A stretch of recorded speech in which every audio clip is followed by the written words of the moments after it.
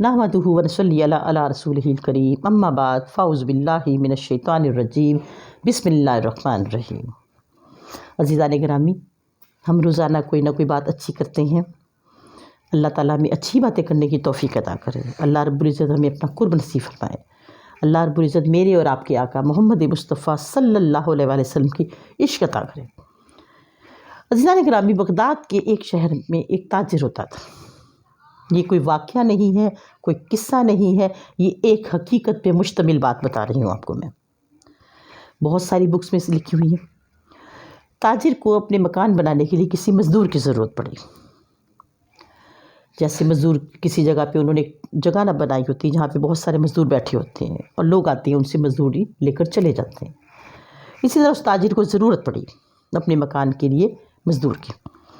اس جگہ پہ جا گیا جہاں پہ بہت سارے مزدور بیٹھے تھے۔ ایک مزدور سے پوچھا کہ تم میرا کام کرو گے؟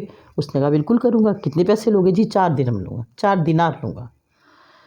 دوسرے مزدور سے پوچھا، اس نے بھی یہی کہا کہ 4 دینار لوں گا۔ پیچھے دیکھا تو ایک بہت ہی خوبصورت شکل کا لڑکا جس کی عمر زیادہ سے زیادہ 25 سال تھی، چہرے پہ نورانیت کا نور، خوبصورت چمکتی آنکھیں، لگتا نہیں تھا کہ یہ مزدور ہے لیکن مزدوروں کے صف میں بیٹھا ہوا تھا۔ وہ تاجر اس شخص کے پاس گیا، کہنے لگے بیٹا کام کرو گے؟ اس نے کہا بالکل کروں گا۔ کہ کتنی مزدوری لوگے؟ اس لڑکے نے کہا میں 3 دینار لوں گا۔ تاجر بڑا حیران ہوا، اس نے کہا سب لوگ تو یہاں پہ 4 لے رہے ہیں، تم 3 کیوں لوگے؟ اس لڑکے نے کہا جب میرا 3 میں گزارا ہو جاتا ہے میں 4 کیوں لوں؟ تاجر اور بھی حیران ہوا اس بات پہ۔ وہ کسی طرح بھی اپنی وجاقتہ سے نہیں لگ رہا تھا کہ وہ کوئی مزدور ہے، لیکن مزدوروں کے صف میں بیٹھا ہوا تھا۔ بادل ناخواستہ اس کو تاجر نے کہا میرے ساتھ کام کرنے چلو۔ لڑکے نے کہا میری 3 شرطیں ہیں۔ تاجر نے کہا کہ تم مزدوروں کے اپنی شرطیں بتا رہے ہو؟ نے کہا اگر آپ کو منظور ہے تو مجھے لے کے چلو، نہیں تو چھوڑ دو۔ تاجر کو اس لڑکے سے، اس نوجوان سے کچھ قدرتی باتیں بہت محبت ہو رہی تھی۔ کہنے لگے بیٹا تم بتاؤ کیا آپ کی شرطیں ہیں؟ اس نے کہا سب سے پہلی بات ہوئی جب میں کام کروں گا تو مجھے کوئی بلائے نہ۔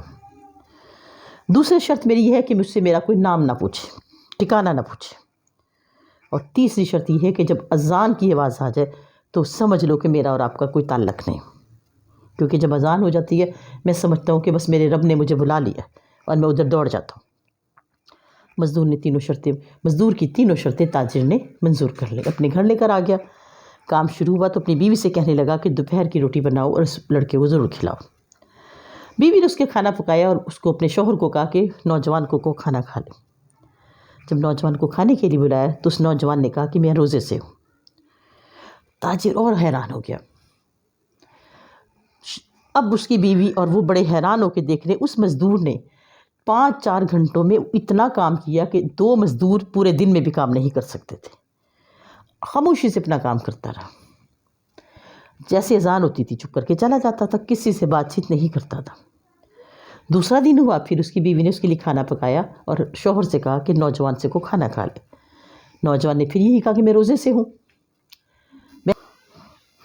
تاجر اس نوجوان کو بڑے غور سے آبزرو کر رہا تھا کہ اس نے خاموش ہو کے صرف اپنا کام کیا ہے اور کسی سے کوئی بات نہیں کی۔ تیسرے دن جب وہ کام کر رہا تھا اس کے دروازے کے پاس سے اس نے گڑھا کھود کے اس کو صحیح کرنا تھا، مٹی کافی ساری نکال کر باہر رکھی، اور جیسے ہی ظہر کی اذان ہوئی اس نے سب کچھ اپنے آلات چھوڑے اور جانے لگا۔ تاجر کے بیٹے نے آواز دے کے کہا کہ مزدور پہلے یہ اس کو ٹھیک کر کے پھر تم جاؤ۔ اس نے پیچھے مڑ کے کہا، اس نے کہا میری تمہارے والد سے بات ہو چکی ہے، یہ میں شرط تھی کہ میں جب اذان ہو جائے گی میں کسی کی بات نہیں سنوں گا، میں آ کے کروں گا یہ کام۔ تاجر کا بیٹا خاموش ہو گیا۔ تاجر نے کہا ایسا ہی ہے۔ نوجوان چلا گیا۔ اس کے بعد آیا، اس نے سارا کام کیا اور ان کے گھر کا کام ختم ہو گیا، وائنڈ اپ ہو گیا، چلا گیا۔ تاجر بڑا حیران تھا نوجوان کی اس شخصیت سے، پرکشش شخصیت اس کے دل پہ اثر کر گئی۔ کوئی 15-20 دن گزرنے کے بعد تاجر کی بیوی نے کہا کہ ہمارے کچن کا کام بہت زیادہ خراب ہوا ہے، اسی لڑکے کو بلا لاؤ۔ وہی نوجوان آئے، اس نے بہت اچھا کام کیا، آپ اس کو بلا کر لائیں۔ تاجر پھر وہیں چلا گیا، دیکھا سارے مزدور بیٹھے تھے لیکن وہ نوجوان نہیں تھا۔ پوچھا تو انہوں نے کہا جی وہ صرف ہفتے کو ہی آتا ہے۔ اس کے جو مزدور بھائی تھے انہوں نے تاجر سے کہا کہ وہ صرف ہفتے کی روزی مزدوری کرتا ہے، کہ باقی دن کیا کرتا ہے؟ باقی دن صرف اللہ کی یاد میں گزارتا ہے۔ تاجر خاموش ہو گیا۔ ہفتے کے روز اس کا انتظار کیا اور وہ دوبارہ گیا ہفتے والے دن، دیکھا تو ہفتے کے روز بھی وہ مزدور نہیں آیا تھا۔ تاجر نے وہاں کے لوگوں سے پوچھا کہ یہ کیوں نہیں آیا؟ کچھ لوگوں نے کہا کہ ہم نہیں جانتے، کسی ایک دو نے کہا کہ وہ شاید بیمار ہوا ہے۔ اب تاجر کو قدرتی بات ہے اس کے ساتھ انس ہو چکا تھا۔ تاجر نے پوچھا کہ وہ کہاں رہتا ہے؟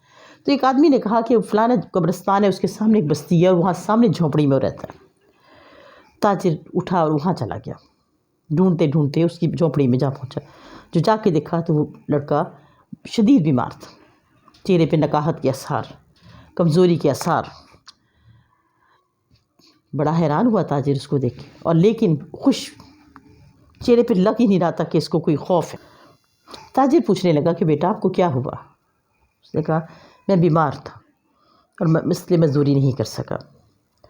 تاجر نے کہا ایک بات بتاؤ کہ سب مزدور تو 4 دینار لیتے تھے اور تم 3 کیوں لیتے تھے؟ اس نے تاجر سے کہا کہ میرا 3 دینار میں گزارا ہو جاتا ہے، میں کیوں 4 لوں؟ پھر تاجر نے سوال کیا کہ سارے مزدور تو روزانہ مزدوری کرتے اور تم کیوں ہفتے کے روز کرتے ہو؟ اس نے کہا کہ میرا ایک ہفتے میں 3 دینار مجھے ملتے اور میرا ہفتہ پورا اسی سے گزر جاتا ہے، تو میں ضرور اس کے لیے لالچ کروں، اور اب تو میں بہت بیمار ہوں۔ تاجر نے دیکھا کہ وہ اس کی حالت زیادہ خراب تھی۔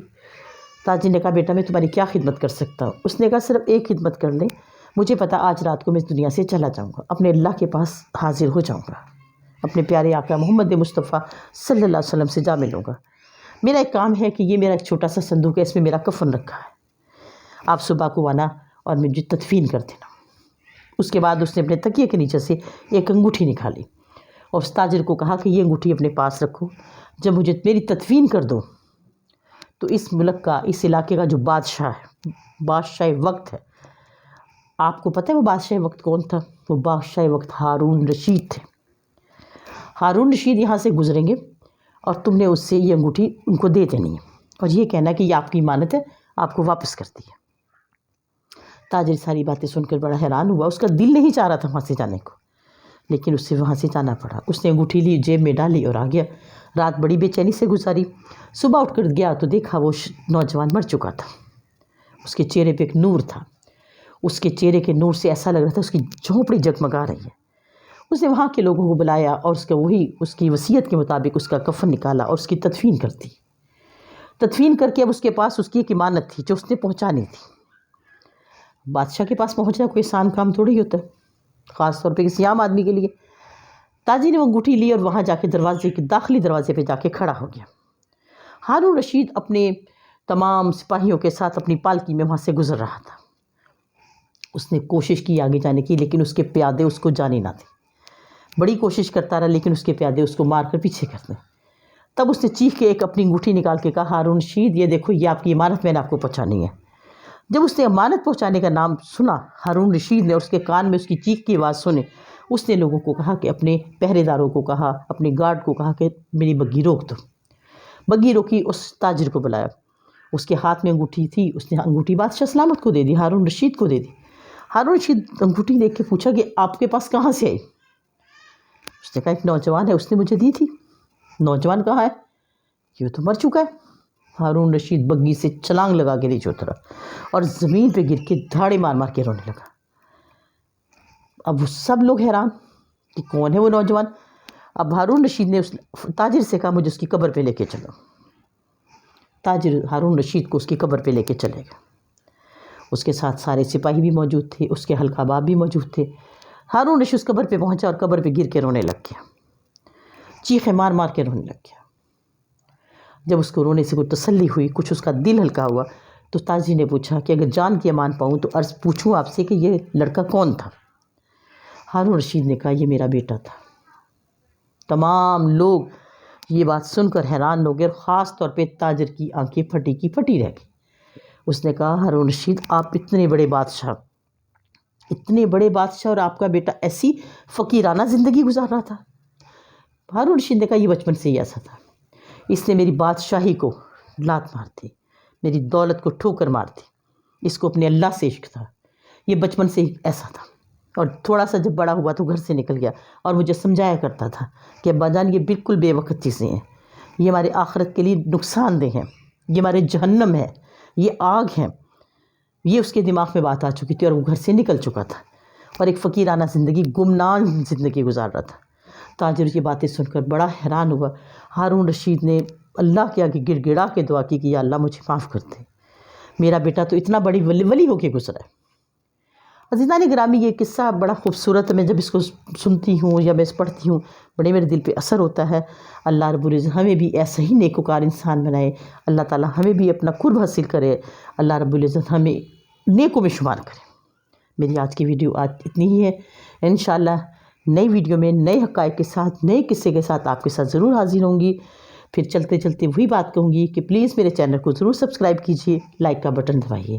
فی امان اللہ۔